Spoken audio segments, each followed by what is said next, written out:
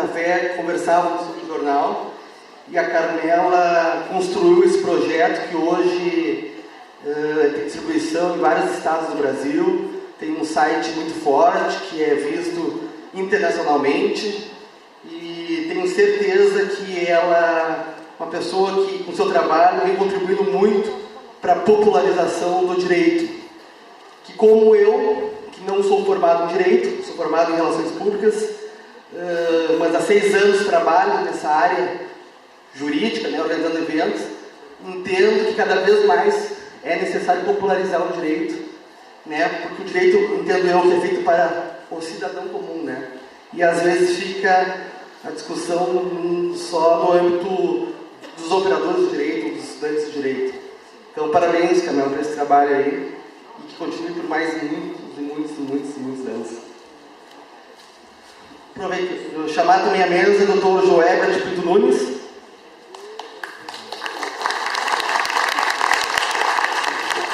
que é delegado da Polícia Civil, titular da Delegacia de Crimes Fazendários.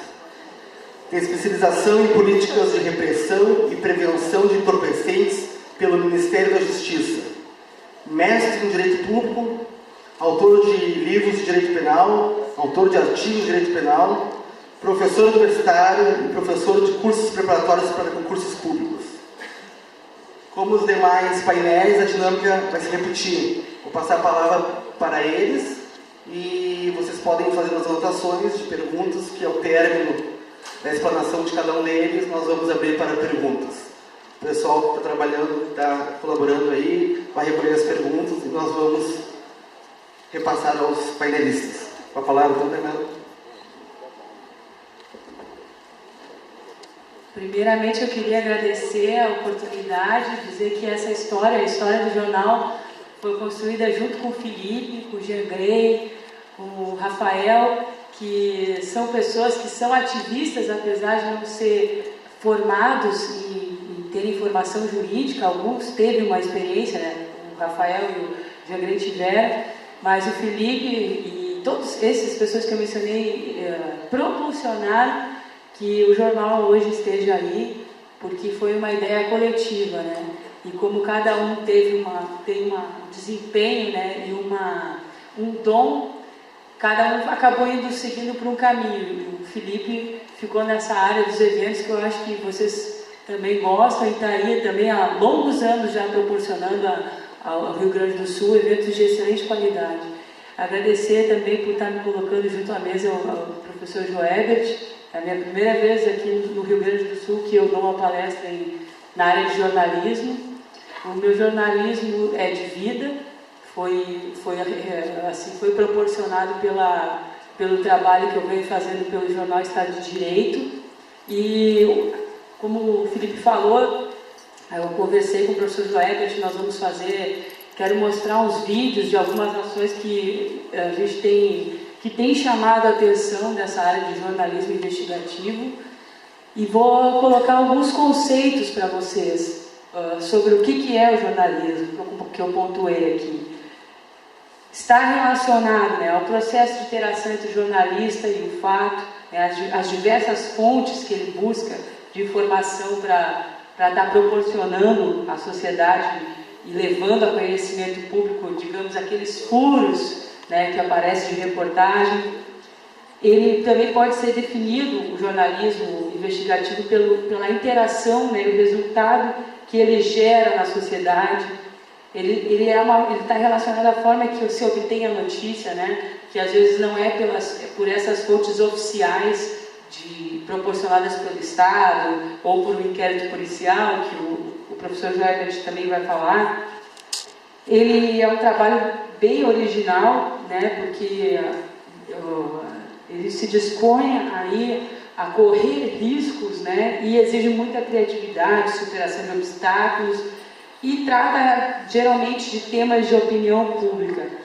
Eu estava vendo quando eu fui preparar a palestra, outros professores também, muitos deles falam que o jornalismo, ele por si só, ele já é investigativo, porque a gente tem que estar pesquisando, né? Quando eu estou fazendo jornal, e me preocupo estar levando para vocês, as pessoas, a informação. Eu tenho que estar procurando ver aquilo que precisa de uma plataforma de expressão, né? Muitas vezes a gente acaba vendo a banalização, a espetacularização da notícia, o sangue, suor e lágrimas, o sangue e audiência, né? Aquelas matérias que a gente se choca pelos crimes que são cometidos, pelas barbáries, ou até pela vulgaridade da matéria que a gente acaba recebendo. Então, o que eu vou falar aqui para vocês é relatar a minha experiência de como é que tem sido feito o meu jornalismo investigativo. Não especulatório, mas é investigativo.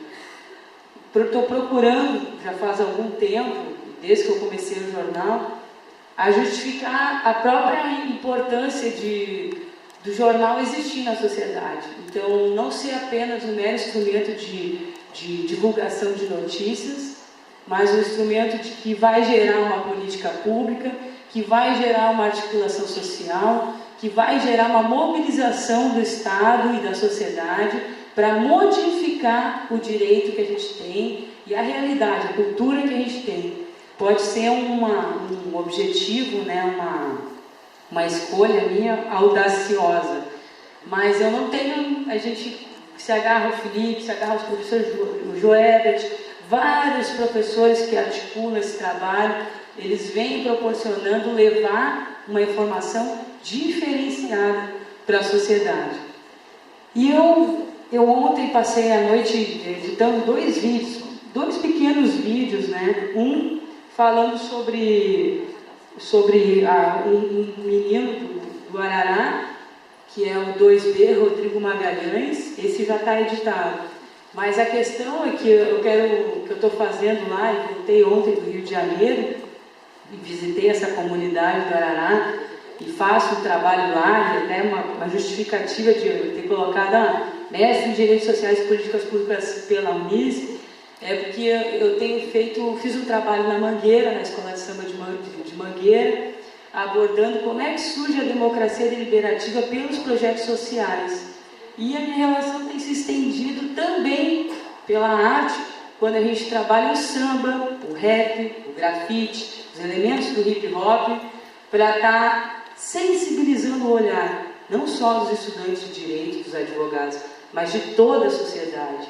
E por que isso? Porque a gente sabe que o conhecimento do direito é um conhecimento que às vezes é maçante, que o conhecimento que hoje é ensinado nas universidades está sucateado na sua metodologia de ensino, precisa de uma reformulação. A gente vê essa questão da judicialização da vida. Então, eu estou falando isso para justificar por que eu faço jornalismo investigativo e por que o jornalismo investigativo serve no meu trabalho para ensinar o direito, né? Levando pelos eventos, pelas práticas que eu venho desenvolvendo no Rio Grande do Sul, e São Paulo, Rio de Janeiro, Brasília. Enfim, a gente vai levando isso conforme as oportunidades vão surgindo. Eu quero falar para vocês duas experiências, vou me deter, que é bem ligada a essa área das culturas periféricas e que é um jornalismo investigativo. Não esse jornalismo que eu poderia ter feito, porque o ambiente que eu visito proporciona que eu poderia fazer matérias que se relacionassem ao combate ao tráfico de drogas, aos homicídios que acontecem, a pirataria de CDs, sei lá, enfim, uma série de estados, de situações do estado de exceção, do estado marginal que essas culturas periféricas estão inseridas e que, para mim, o meu objetivo quando eu vou visitar, como eu tenho visitado a comunidade do Arará e tenho procurado conhecer as pessoas de lá, a maneira como elas vivem lá, é olhar como mesmo diante da dignidade ofendida delas, como é que elas conseguem fazer e promover a cultura dentro dessa realidade, sem direito à cidade, sem saneamento básico, com a violência aberta. um fuzil no meio do baile funk. Então, todos esses elementos que a comunidade ela vivencia, influencia na formação cultural e na sua visão de mundo, né? E a sua visão de direito. Então, para mim, e para o jornal, é muito importante assim, olhar para esse perfil de cultura, porque a gente já está acostumado a conhecer e a informar a sociedade de uma cultura imposta de cima para baixo.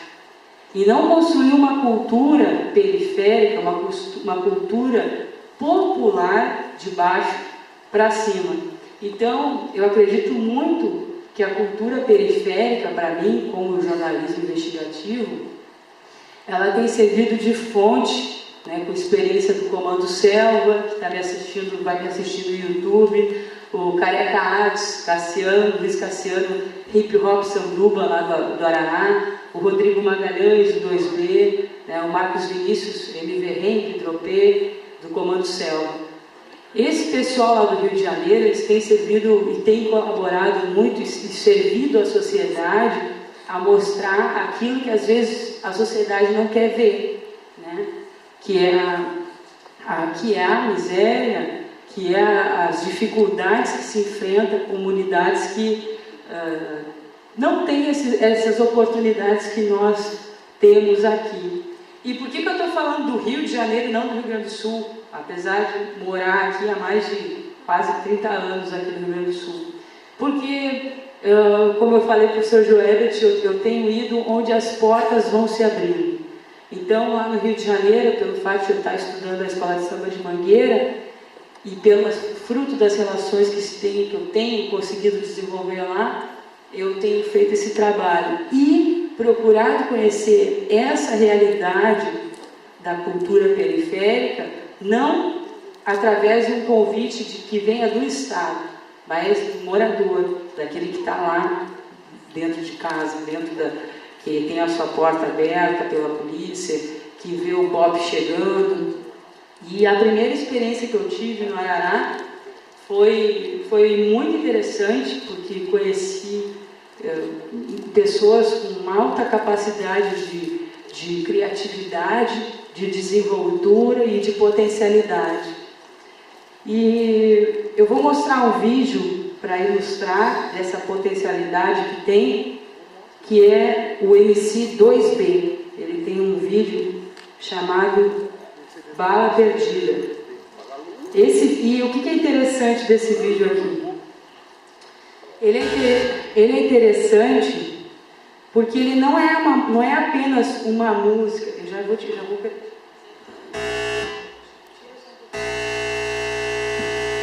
desculpa o barulho. Peraí, a gente vai arrumar aqui. Ele não é só um vídeo. Agora deu certo. Eu te aviso aí, Felipe. Ele não é só um vídeo de música. Foi um vídeo feito, é um trecho feito de uma jornalista que faz um trabalho de documentário para retratar as drogas, o baile funk, que foi bem assim focado num MC Smith, que se chama. Esse trecho aí que eu vou mostrar, ainda segura um pouquinho, ele é um trecho que encerra o vídeo. Mas além de ele encerrar o vídeo, mostrando, né, mapeando essa cartografia de onde ele mora, esse vídeo ele faz parte desse documentário, que é um documentário investigativo. E por que ele foi investigativo? Porque ela chegou lá com a câmera dela, foi lá no Cassiano, conversou com ele, conversou com os membros da comunidade e quis mostrar como é que é aquela realidade. Ela não conseguiu fazer tudo o que ela queria, de mostrar o cara de fuzil, sabe? Mostrar a ostentação do tráfico, a feira de drogas, que seja. Mas ela quase teve uma experiência negativa, porque quando a gente trabalha dentro de uma comunidade, como o Arará, que não tem o PP, e é considerada uma das comunidades mais violentas lá do Rio de Janeiro, a gente tem que ter um certo cuidado. Daí vem a questão, né? Até onde vai o jornalismo investigativo? Qual é o limite disso? Eu vou mostrar 2 exemplos para vocês. Um é com esse MCIL 2B, que participou do primeiro projeto que eu fiz no Rio de Janeiro, que se chama Intervenções Culturais, a arte como plataforma de expressão da identidade democrática brasileira. Está no YouTube, quem quiser assistir, e a gente está levando para outras universidades, junto com o Comando Célula, que promove projetos de reciclando o pensamento, da pichação para o grafite, oficinas para comunidades com alto índice de violência no Brasil, para tentar levar um estímulo e uma possibilidade de mudar essa realidade e de enfrentar todas essas adversidades de maneira diferente e não indo para o tráfico de drogas. Pode lançar aí para nós, né?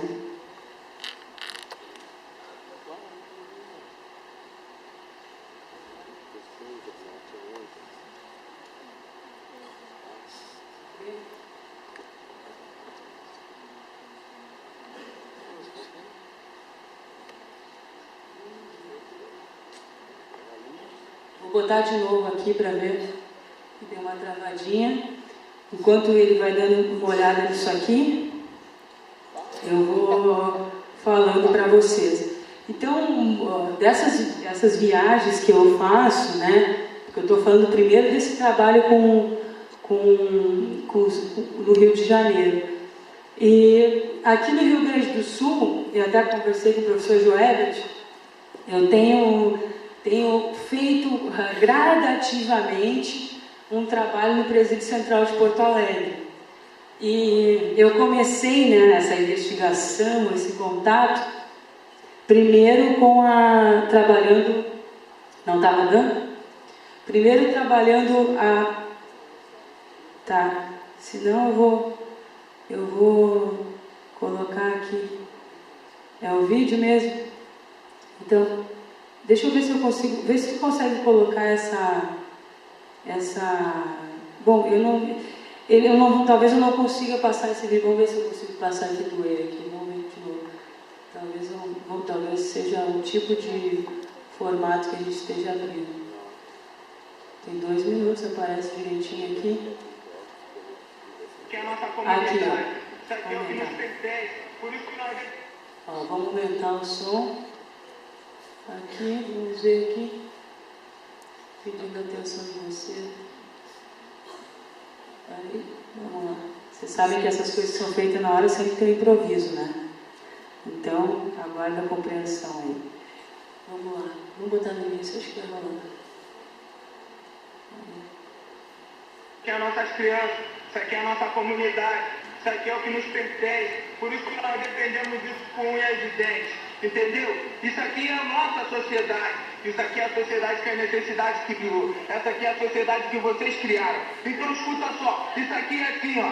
Será que a nossa sociedade não compreende, repreende, aprende, matando inocente, deixando um rastro de sangue desse povo dependente. Eles bebendo Red Leite e rindo da cara da gente. Oi, morre o filho da Cisa, da Dona Maria e da Dona Laura. E a nossa sociedade vai batendo palma por falta de oportunidade. Moleque do bem que entrega o mal. Lembra o moleque sem futuro, hoje é o renomado marginal. Lembra aquele moleque sem futuro, hoje é o renomado marginal. E canta aí assim no céu do Rio de Janeiro. Faz uma balada traçante, seu brilho atrai olhares como o de um diamante. Agora quem diz que ela acertou, agora quem diz que ela acertou.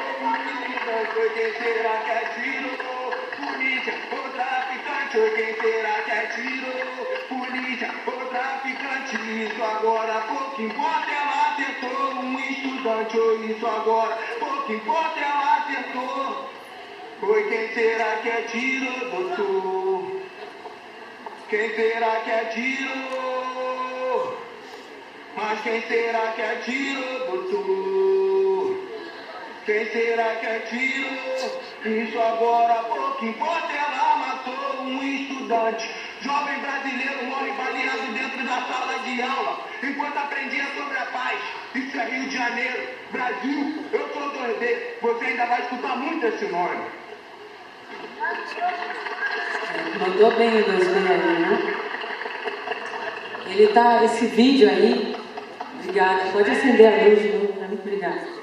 Esse vídeo que eu mostrei para vocês aí está disponível no YouTube e ele já tem mais de 40 mil acessos, né? Então o trabalho dessa jornalista, além de ter feito um trabalho de, não sei se deu para enxergar muito bem aí de cima, vocês conseguiram ver bem? Quem conseguiu ver aí?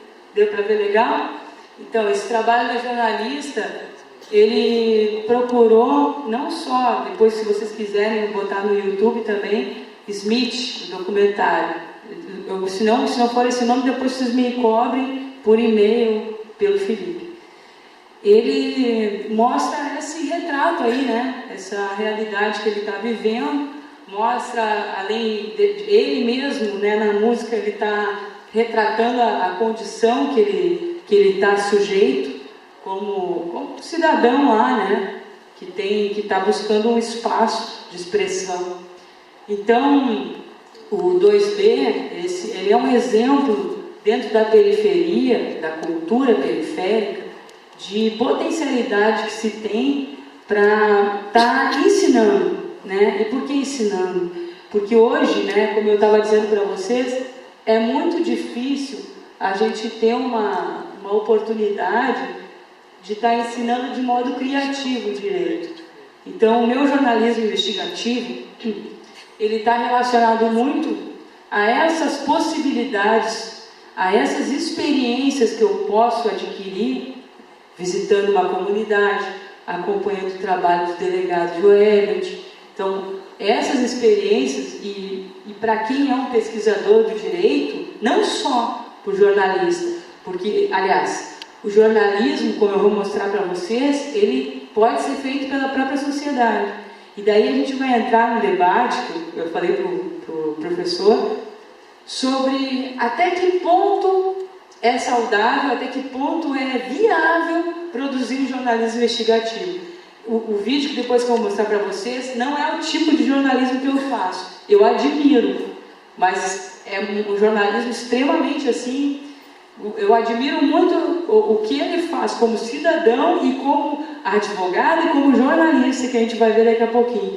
Mas é isso, eu quero mostrar para vocês alguns contextos diferentes e, voltando ao ponto do direito, o pesquisador, o estudante de direito, não pode se deter a essas técnicas tradicionais que a gente tem visto na academia. E também como potencialidade de profissão, né? Então, eu sou advogada, mestre em direito, estou fazendo um trabalho diferente. Vocês também podem estar fazendo um trabalho diferente. Podem conhecer mais o jornal. A Sueli, pediria que a Sueli levantasse aí. Sueli, está aí? Por favor. Onde é que está a Sueli? Levanta o braço aí, Sueli. Obrigada. Ela é uma colaboradora, ela é uma integrante do projeto Direito no Cárcere, que a gente faz no Rio Grande do Sul. Vocês estão convidados também, depois pode falar comigo. É um projeto que está andando em sementinha, porque existe muita política institucional, política de segurança, para eu estar fazendo um trabalho com os detentos. Só para encerrar essa minha experiência aí do presídio, que eu fiz a conexão do direito, para vocês verem as áreas diferentes. Aqui no Presídio Central de Porto Alegre, né, a gente sabe que tem quase 5 mil presos.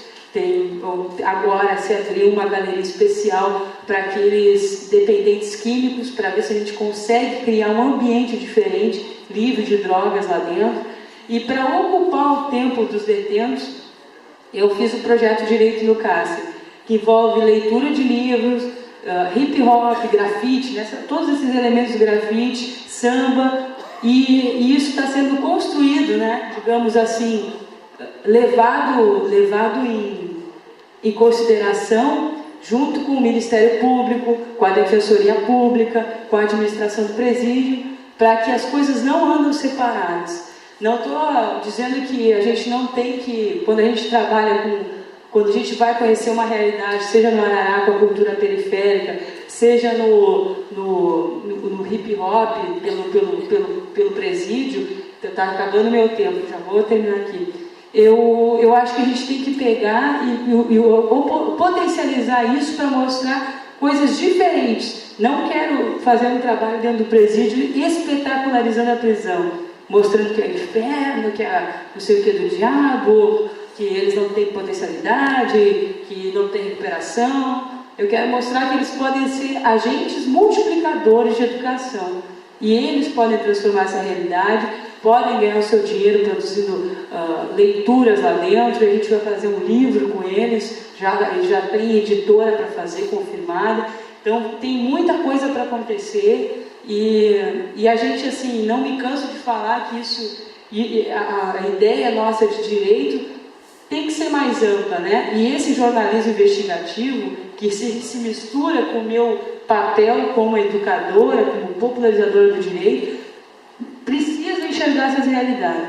E vocês, quando forem estudar direito penal, tem que visitar o Presídio Central, tem que visitar os lugares onde tem essas realidades, essas dignidades, né? Várias maneiras de dignidade ofendida.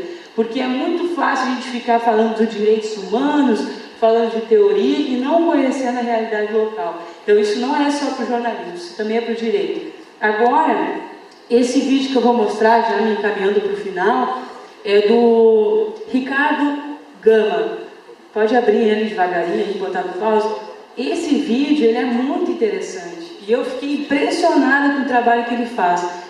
Esse cara é advogado, pai de família, segura isso, advogado, pai de família, e tem mais de 1000 vídeos no YouTube. Se vocês botarem Ricardo Gama, vai aparecer lá. Eu recomendo vocês verem o trabalho dele. Ele faz isso como um ato de cidadania, não tem ninguém que paga ele é advogado, que é a profissão dele. E ele é um exemplo de jornalismo cidadão. Vocês vão ver no vídeo que vai acontecer, mas preciso dizer que é um vídeo forte. E hoje o canal, os vídeos, o total de conteúdo assistido na internet ultrapassa já 8 milhões de acessos do conteúdo do Ricardo Gama.